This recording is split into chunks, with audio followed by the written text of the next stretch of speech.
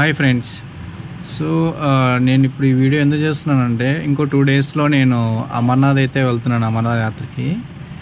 So నేను ఎలా వెళ్తున్నాను, ఎలా రిజిస్టర్ చేసుకున్నాను, ఎలా యాత్ర పర్మిట్ వచ్చింది, ఈ ప్రాసెస్ గురించి ఎవరికైనా డౌట్స్ ఉంటే మీరు కామెంట్ చేయొచ్చు. నేను మీకు లింక్స్ అండ్ ఎక్స్ప్లెనేషన్ ఇస్తాను.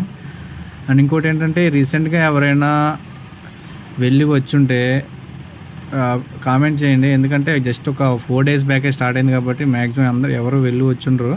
సో నేను అయితే 10th వెళ్తున్నాను, నేను బై ఫ్లైట్ వెళ్తున్నాను. సో మీరు లాస్ట్ ఇయర్ కానీ అంత ముందు కానీ ఎప్పుడైనా వెళ్ళుంటే ఎవరైనా కామెంట్ చేయండి ఎలాంటి ప్రికాషన్స్ తీసుకోవాలో. So it will be helpful. And ఇంకోటి ఏంటంటే